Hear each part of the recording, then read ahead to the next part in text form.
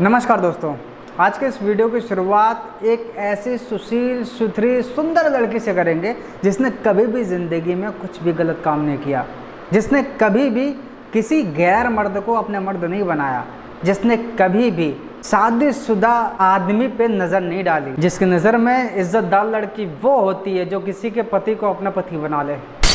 तब one and only Ritika Malik.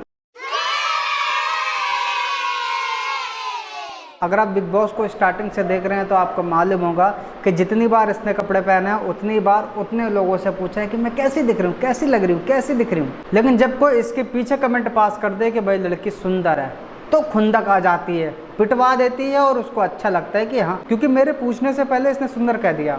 ये समस्या है क्या बोलने का। और इसका पहला पति और पति की दूसरी पत्नी, इसकी पत्नी को कोई सुंदर ना कह दे। हाँ, वो बात अलग है कि सुथरा लड़का सुथरी लड़की मिल करके आपस में पूरी दुनिया को दिखा सकते हैं। अगर इन पर सवाल उठाया जाए कि तुम क्या कर रहे हो तो कहेंगे हम दोनों तो पति पत्नी है ना, कुछ भी कर सकते हैं। और कई ऐसा बोल करके सपोर्ट भी करेंगे कि भाई दोनों पति पत्नी कुछ भी कर सकते हैं। तो उनसे मेरा प्रश्न ये है कि क्या ऐसा खुलेआम जिस तरीके से पूरी दुनिया जो देख रही है इस तरीके से अपने माँ बाप के सामने कर सकते हैं? पति पत्नी है। You are a good question. खैर, इन दोनों के माँ बाप की बात क्या करें, दोनों को कोई किसी का माँ बाप शायद एक्सेप्ट ही नहीं करता है। अरे हाँ, अब मैं आपसे जानना चाहूँगा कि जो घर पे बैठ करके पायल इन दोनों का चिपटिम चिपटा देख रही है, रजाई के अंदर उठा पटक चल रही है, ये जो देख रही है ये देखते हुए क्या कह रही होगी मन में? जो भी बताना भाई दिल से बताना, हेट मत देना इसको, क्योंकि ये भी दोनों को ही प्यार बहुत करती है। मतलब शर्म रत्ती भर भी नहीं, देखो कितने खुश है दोनों, इससे अच्छा तो मौका मिलेगा ही नहीं।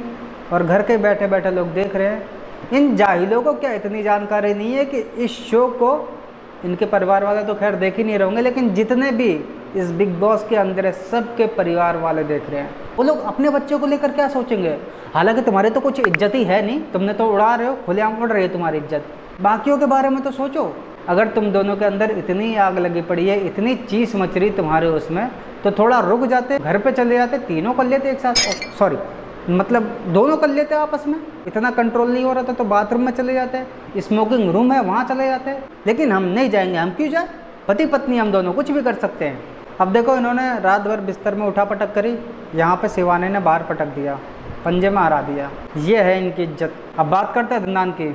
ये वीडियो जैसे निकल के सामने आए तो भाई मेरे दिल को बहुत ज़्यादा तसल्ली हुई। आपके दिल पर क्या तसल्ली हुई या नहीं आप ज़रूर बताना। लेकिन इस वीडियो को देख करके ये मत सोचिए कि मैं इसको ये कहूँगा कि सड़क पे झाड़ू लगाने वाला है या नाले साफ़ करने वाला है या इसके बालों पे ऐसा लगता है किसी कौवे ने हक दिया है, ऐसा कुछ नहीं कहूँगा मैं। क्योंकि घर के अंदर आते ही बाहर आने की पूरी प्लानिंग हो गई इसकी। नॉमिनेट हो गया बंदा। लोग एक एक हफ्ते में नॉमिनेट होते हैं, ये एक ही दिन में हो गया।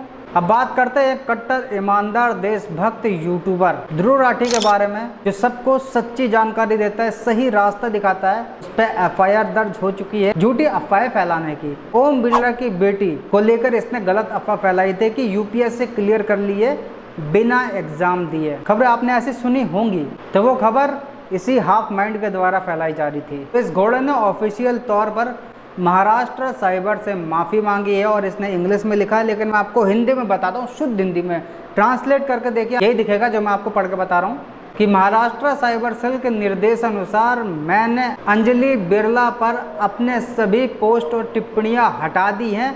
मैं माफ़ी मांगना चाहता हूँ क्योंकि मुझे तथ्यों की जानकारी नहीं थी और मैंने किसी और के ट्वीट की नकल करके उसे साझा कर दिया था।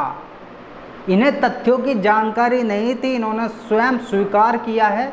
इन्हें तथ्यों की जानकारी नहीं थी, फिर से सुन लीजिए, इन्हें तथ्यों की जानकारी ही नहीं थी, इन्होंने नकल करके किसी के साझा कर दिया है। अब बताओ, लोग इसको फॉलो करते हैं जिसको सही गलत के बारे में नहीं मालूम, किसी की नकल करके ट्वीट कर देता है, माफ़ी मांगता घूमता है। खैर, इस मामले में आपकी क्या राय है? आप अपनी राय ज़रूर दीजिए और बाकी जो भी अपडेट आएंगे मैं आपको बताता रहूँगा। लास्ट में इतने ही कहूँगा कि जिसकी इज्जत होती है वही संभाल के रख सकता है, लेकिन जिसकी इज्जत होती नहीं है वो खुलेआम दिखाता है कि इसकी कितनी इज्जत है। नमस्कार।